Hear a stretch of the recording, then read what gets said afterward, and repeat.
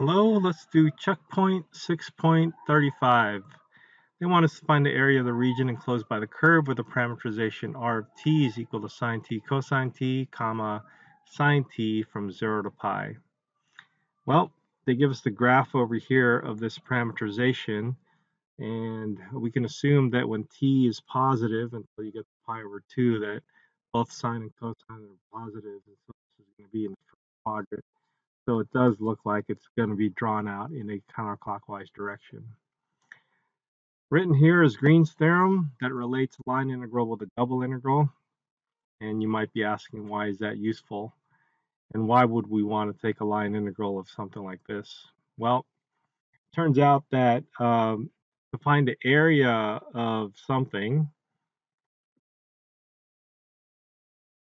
area of some region D, this is equivalent to the double integral of the region D of 1 dA.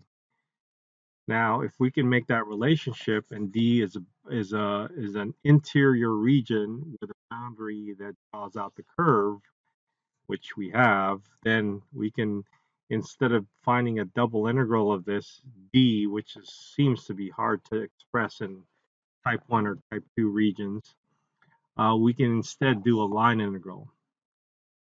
Now, how are we going to get a 1 out of this? Well, there's a bunch of different ways to get 1 out of this combination of partial of q with respect to x minus the partial of q with respect to y. But the easiest one seems to be if we let the partial of q with respect to x to equal to 1, and then the partial of p with respect to y to equal to 0. Now, what does that mean? That means q itself should be equal to x, because if we take the derivative of this with respect to x, we're going to get 1, and p can be anything, can be a constant, or could be 0. So why don't we just let p equal to 0 and leave it at that, since that's not going to play a part in what we need to do anyways. All right, so now according to Green's theorem, this double integral can actually equal to a line integral over the curve C, which is the boundary. Let's say those are equal.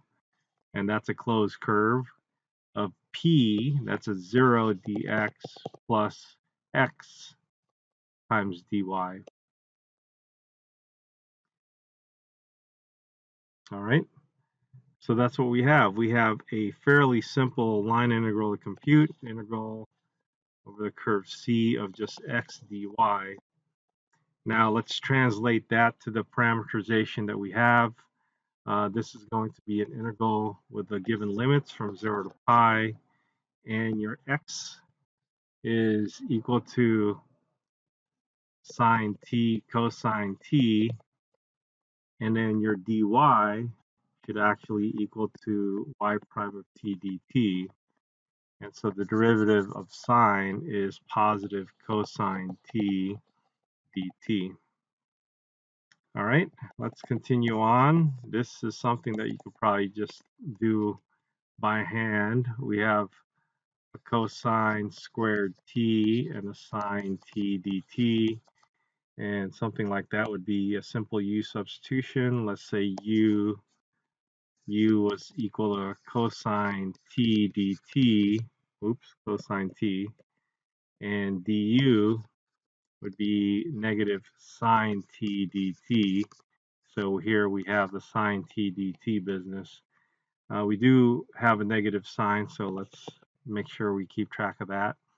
These are our limits in t going from 0 to pi, and this is going to be u squared, and the du is a sine t dt with a negative sign. All right, so the antiderivative would be a 1/3 u to the third, and again t limits, and so that's negative 1/3, and this is going to be u is equal to cosine t cubed from 0 to pi. All right, so we have a negative 1/3. Let's put pi in there. Pi Cosine of pi is -1. So that's -1 to the third, which is -1, minus cosine of 0 is +1. +1 to the third is +1. So we have a -1 minus 1, that's -2 with a negative on the outside. And that would cancel, and we have a 3 in the denominator. So this should be your line integral, which again would be equal to the area of D. All right, I hope that helps.